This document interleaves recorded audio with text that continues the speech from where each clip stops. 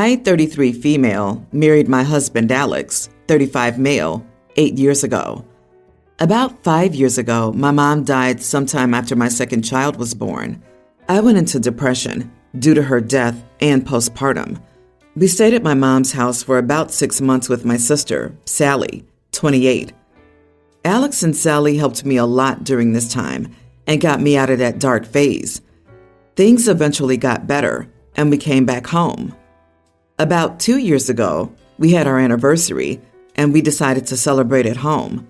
Sally came too. However, towards the end of the party, I saw Alex and Sally arguing, and then she abruptly left. When I asked him, he broke down and told me he had an affair with Sally. Basically, when I was in depression, he was so lonely and didn't know how to make things better. I became like a shell of a person, and he felt helpless seeing me like that. Then Sally came and comforted him. They would share their feelings with each other and became each other's emotional support. This led to an emotional affair that turned physical after Sally kissed him. However, after Sally asked him to divorce me, he realized his mistake, freaked out, and just ghosted her. After the party, Sally was angry for not leaving me and accused him of using her and throwing her away. He had a breakdown and kept on apologizing. I asked him to leave and that we would get a divorce. He left eventually, and we were separated for quite some time. I confronted Sally, who started crying and wanted to explain, but I just cut the call and went no contact. However, during this time, my kids would cry for their dad, and my oldest would constantly ask for him. Also, since I'm working, it's almost impossible for me to take care of them alone at the same time. Also, divorce seemed like a bad idea financially. Most importantly, Alex is a great dad, and I could not see my kids in pain, so I decided not to get divorced. In reality, I've not forgiven him and would leave after the kids are grown up or if the kids feel unhappy. For now, we're working efficiently as parents, and the kids are back to being normal and happy. A few days ago, Sally asked to meet through a mutual friend. Upon meeting, she said she was sorry and that she was getting married. She asked me to forget the past and be a family again. She even asked me to be the bridesmaid. I honestly laughed at her face and left.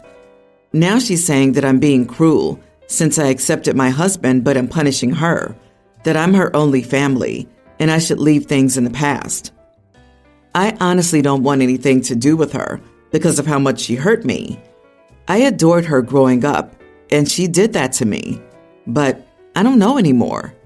So am I the idiot for not forgiving my sister as she had an affair with my husband even though I accepted my husband back? Not the idiot for cutting your sister off, but you are the idiot for not giving yourself a better life, the life you deserve. You could make it work. Anyone can change their situation if they really want to. You're willing to spend the next 10 plus or whatever years of your life miserable because of your excuses. That makes you an idiot to yourself and the future well-being of your kids, who have to grow up knowing that you didn't have it in you to stand up for yourself and leave. OP, just so you know, your kids aren't stupid. They're much more intuitive than you think. And even if everything seems like sunshine and rainbows, they know their parents are just going through the motions. You should have divorced your husband. You could have been co-parents in separate houses. That way, the kids could still see their dad. A good dad doesn't translate to a good husband. Anyway, to each their own. You don't owe your sister anything. But to change one thing you said, she did that to you at the end. That's inaccurate. They both did that to you. Your husband is just as responsible as your sister is. Agreed. Staying together for the kids is rarely good for the kids. You're potentially teaching your kids to someday accept the same treatment. I really hope she doesn't have girl children. What a terrible thing to model. Forgive the wandering spouse, but that hussy affair partner is dead to you. The misogyny is coming from inside the house, ma'am. Update. I have been very clear with my husband that I have not forgiven him. I might forgive him in the future, or I might never. Right now, I don't know. However, I could not take his right to be a dad as well, as we both love our kids a lot. I'm not deceiving him nor giving him false hope. As for kids being unhappy, if at any point in the future I feel like they're unhappy or this arrangement is doing more harm than good, then we'll choose the route to co-parent. For now, I've decided to wait until the kids are grown up a bit so they can understand the situation.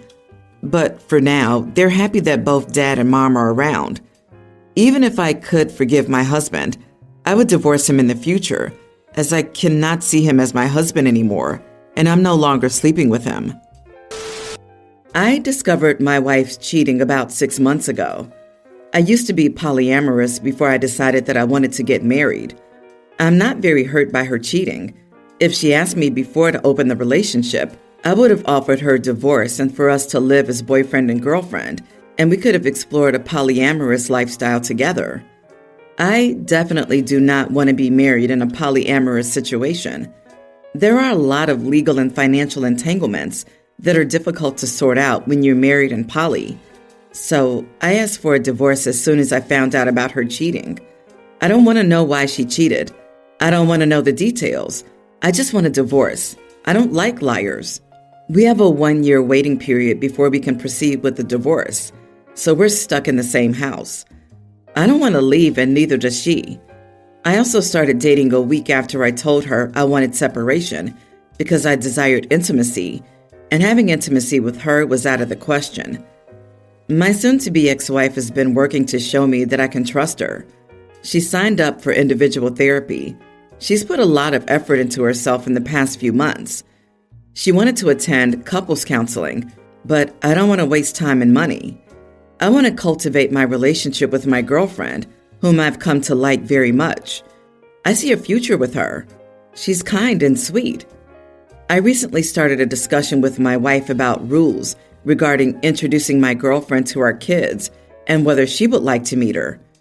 She was very mad and unloaded on me that she was doing hard work to fix her issues, and I didn't see it.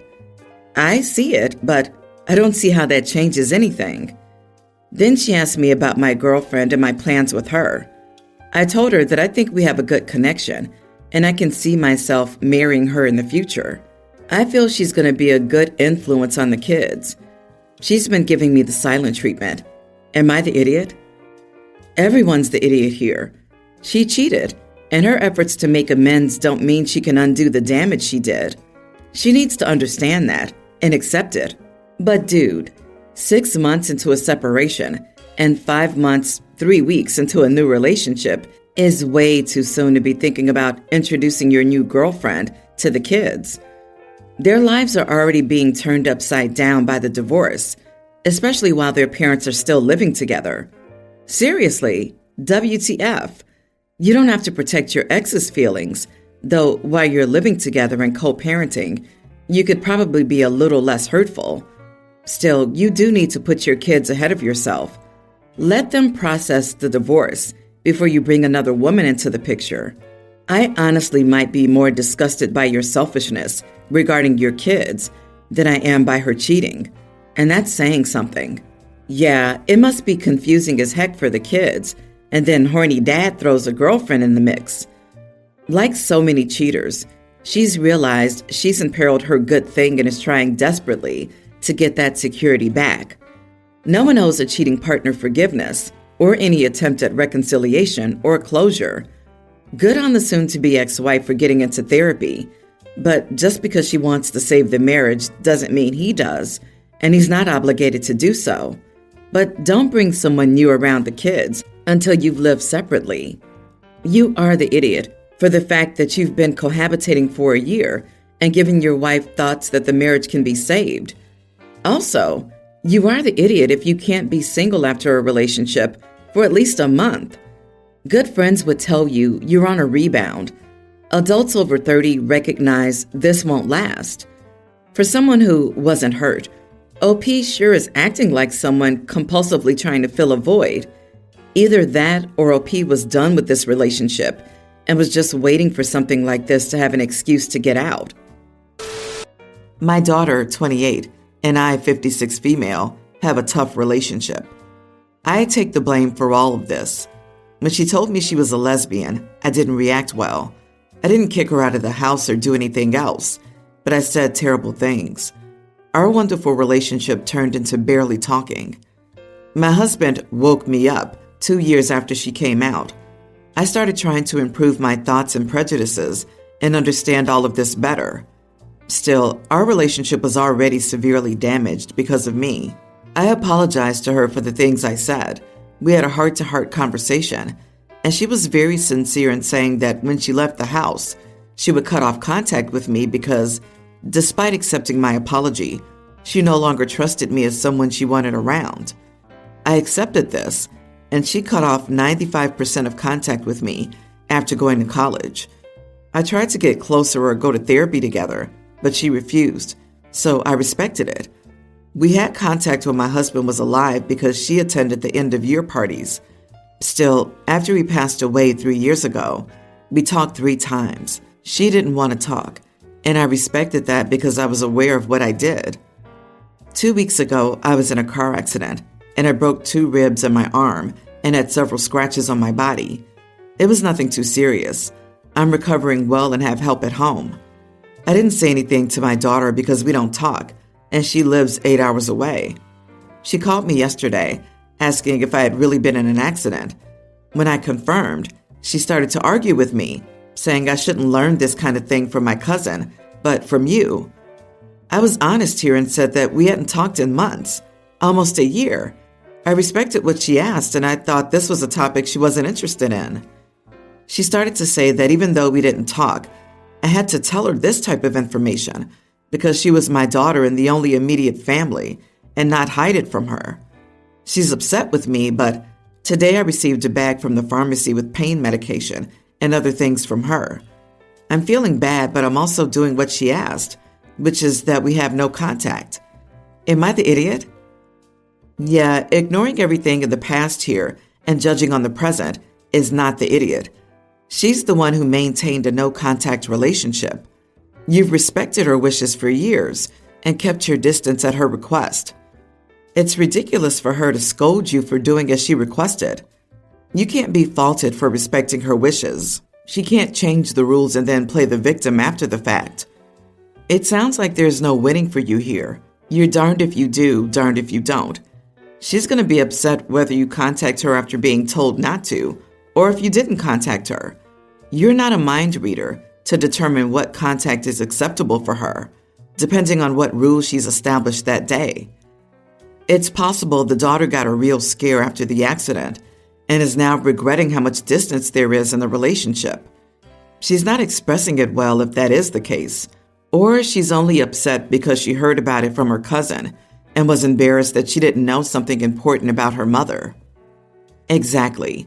The daughter realized she looked bad to the family when her cousin told her about the accident. Send her a thank you note for thinking about you. Tell her that if you have another accident, you will tell her. Then it's up to her to get back in contact. Do not expect much, though. You might have made a mistake, but her behavior is just as bad. My wife and I have a toddler son who she watches as a stay-at-home mother. I run my own dental practice, and because of this, I'm able to afford to keep her as a stay-at-home mom. She and I were not together very long before she got pregnant, and I had her move in after only about a year of seeing each other. We were married exactly a week after Landon was born. Since then, she hasn't been the best. I'll frequently come home to a messy house, our son unbathed, laundry not done, and dinner not cooked. I've brought this up on multiple occasions, and she says Landon is a handful and she doesn't have time to accomplish all these duties.